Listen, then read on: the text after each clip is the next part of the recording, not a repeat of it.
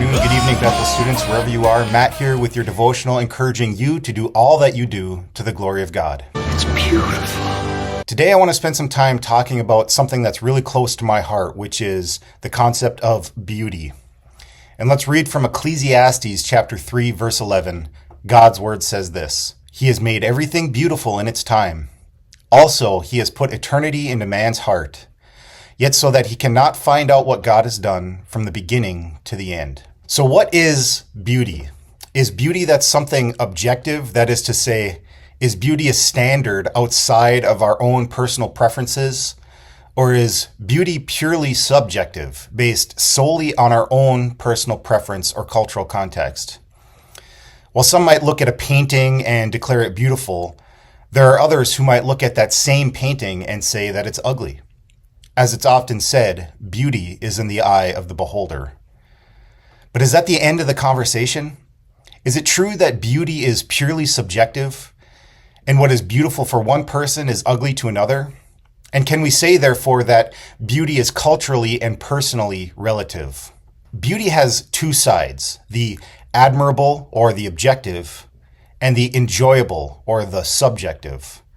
Not everything enjoyable is admirable, but everything admirable is enjoyable. Norman Geisler gives 4 facts for why there is an objective element to beauty. He says, there is widespread agreement that some things are beautiful, for example, a rainbow, a sunset, or a smile. Beauty has identifiable factors: unity, order, and balance. Recent studies show a transcultural element to human beauty, and that some things are more beautiful than others, for example, roses than garbage, reveals an objective standard.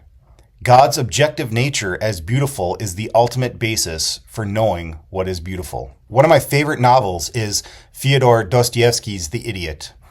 And this novel centers around a character named Prince Myshkin, who's a gentle, innocent, and compassionate Christ-like character. The novel takes place in Russia in the 1860s, and this was a time much like our time today in the United States, a time when traditional institutions like family and church were seen as oppressive and outdated, a time when people were obsessed with wealth, appearances, and social standing, and a time where Christianity, which still shaped the culture, had been in steady decline. And it's in the midst of this culture that Prince Myshkin is seen as idiotic, given his compassionate, innocent, and optimistic nature. In the book, Prince Myshkin is having a conversation with a man named Ippolit, who is known for his bitter, skeptical outlook. And during this conversation, Ippolit essentially rejects God and the possibility of meaning in life. During this exchange, Ippolit, in a sarcastic, dismissive tone, tells Prince Myshkin, "You will say next that it is beauty that will save the world." To which Myshkin calmly responds, "Beauty will save the world." Beauty includes an objective component, so that when individuals see a sunrise, a rainbow, or a flower, they might equally refer to that thing as beautiful. And what Prince Myshkin means when he says beauty will save the world is beauty points us to something transcendent and spiritual.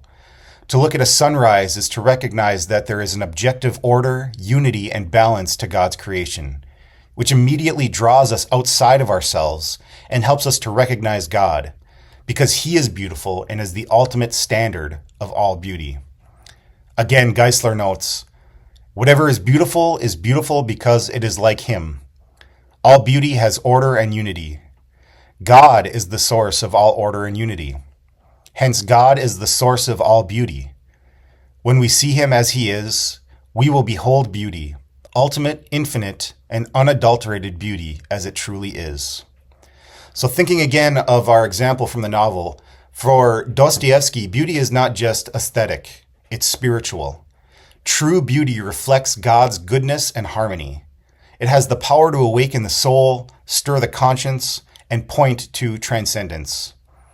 So when Myshkin says that beauty will save the world, what he means is only the recognition of God's beauty, the beauty of holiness and truth, can rescue humanity from despair, egoism, and violence. Myshkin sees and responds to people with deep compassion. He recognizes beauty even in the most broken. So for him, beauty has a redeeming power, a power that draws people out of despair. Even if someone is corrupt or suffering, they can be moved or swayed by a moment of real beauty, like kindness, forgiveness, or innocence. God has made everything beautiful in his own time, and he has placed eternity in the heart of man. God's ordering of creation is not chaotic, but purposeful, with beauty showing up in its proper moment. And as humans, we're haunted by a sense of the infinite.